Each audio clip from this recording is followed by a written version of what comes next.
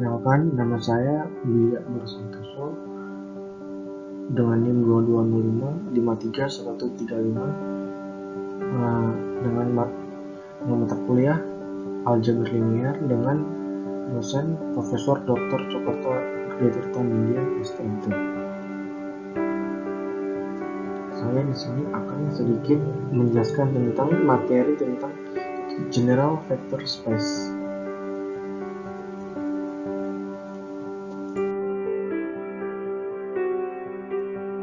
Yang pertama, dimensi.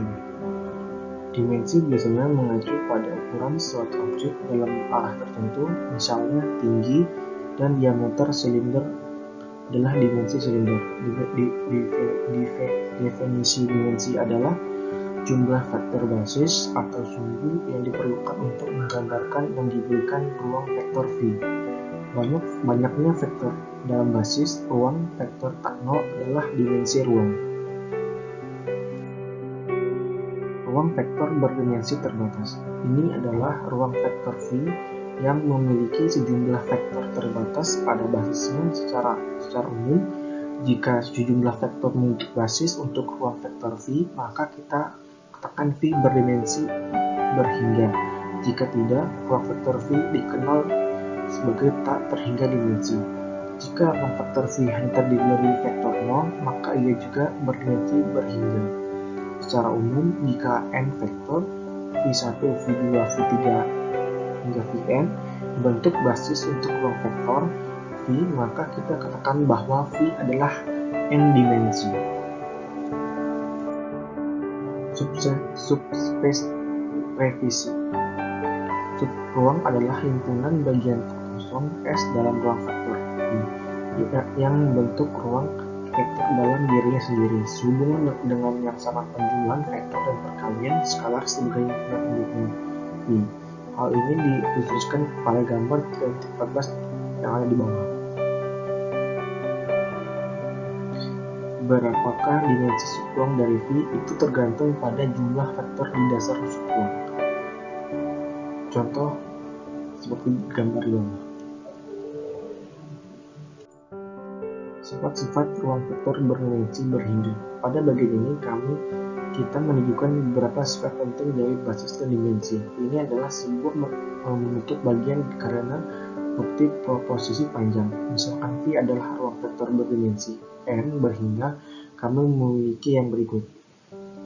Yang pertama, misalkan V1, V2, V3 hingga Vn adalah himpunan vektor bebas linear. Kemudian V1, V2 hingga Vm, di mana m lebih besar daripada n, bergantung linear. Yang kedua, jika n vektor U1, U2, U3 hingga Un rentang V, lalu U1, U2, U3 hingga Um, di mana m lebih kecil daripada n, tidak rentang V. Apa yang disebut dengan bagian yang pertama? Dalam ruang vektor n dimensi, jika kita menambahkan vektor ke n vektor bebas linear, maka himpunan menjadi bergantung linear. Apa yang disebut dengan bagian yang kedua? Jika n vektor kurang dari V, di mana V adalah ruang vektor berdimensi n, maka kurang dari tidak dapat rentang V. Sekali lagi kita menggunakan bukti dengan kontradiksi.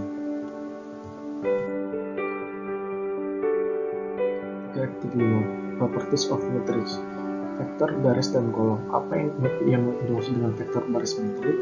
Vektor baris metrik adalah entry dalam baris-baris metrik tertentu. Misalnya baris vektor A 1, 2, 3, 4, 5, 6 menjadi 1, 2, 3 dan 4, 5, 6. Karena baris pertama A memiliki entry 1, 2, dan 3, dan baris kedua memiliki entry 4, 5, 6.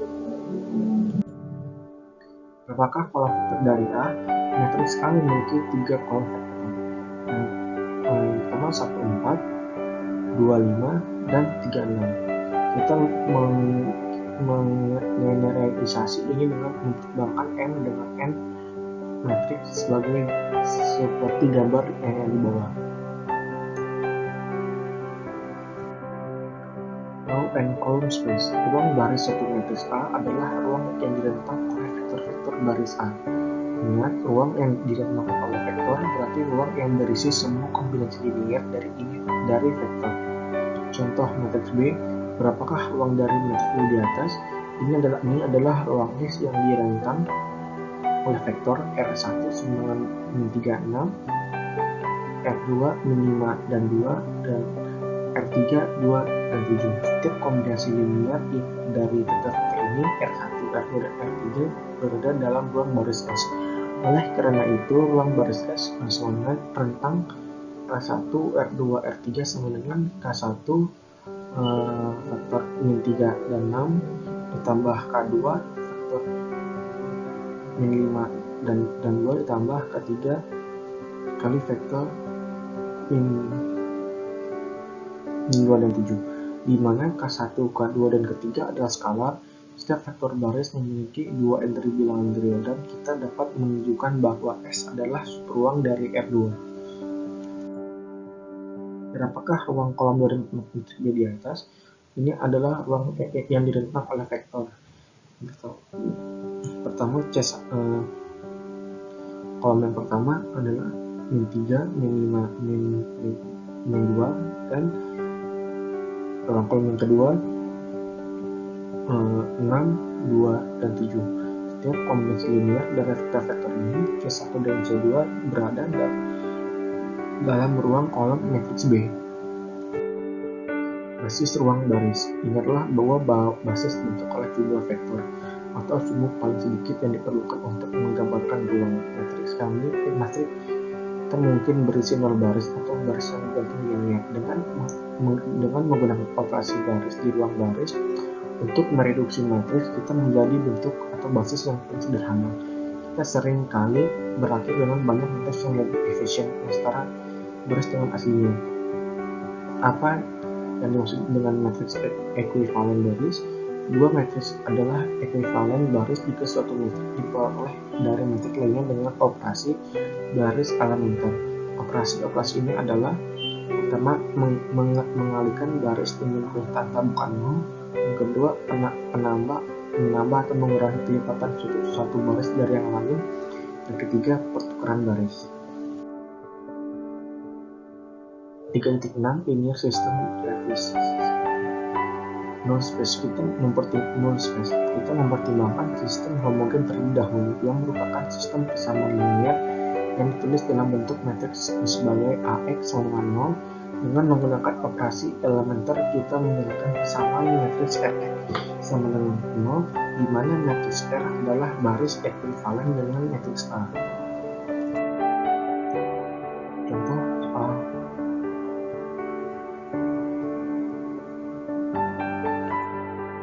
Ruang vektor atau solusi sebut saja N dari sistem homogen AX sama dengan 0 disebut ruang dari matriks A. Secara umum kita memiliki, misalkan A adalah sembarang matriks himpunan vektor F dalam N atau N A yang memenuhi sistem homogen AX sama dengan 0 disebut ruang 0 dari matriks A.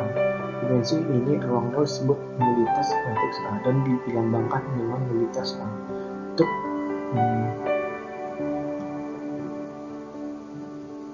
contoh adalah di atas ruang 0 adalah himpunan vektor N sama dengan SU S yang ditunjukkan sebagai sumbu pada gambar 3 itu. Dalam hal ini meneliti A sama dengan 1 karena kita memiliki suatu sumbu atau A vektor yang tunggal U yang merupakan basis untuk N. Oleh karena itu, ruang 0 matriks A berdimensi 1. Bagaimana kita bisa menulis solusi untuk umum untuk AX sama dengan 0 seperti gambar di bawah. Perhatikan bahwa ruas kiri adalah kombinasi linear dari vektor kolom C1, C2, dan hingga Cn dari matriks A. Ingatlah bahwa kombinasi linear ini adalah ruang kolom dari matriks A. Ruang 0 terdiri dari vektor X sama dengan X1, X2 hingga Xn sedemikian rupa sehingga memenuhi garis kombinasi. Ruang 0 adalah himpunan yang tidak kosong. Bagaimana kita tahu itu tidak kosong? Karena sistem homogen AX sama dengan 0 selalu memiliki solusi trivial X sama dengan 0, X1 sama dengan hingga Xn sama dengan 0, sehingga diketahui ruang 0 metrik A tidak kosong. Non-homogen linear system. Sekarang kita perhatikan persamaan linear dalam bentuk AX sama dengan B di mana B tidak sama dengan 0. Persamaan dari bentuk AX sama dengan B di mana B tidak sama dengan 0 disebut persamaan linear homogen. Sepanjang bagian yang tersisa dari bagian ini kita simpulkan B tidak sama dengan 0. Berikut adalah contoh gambar, contoh soal.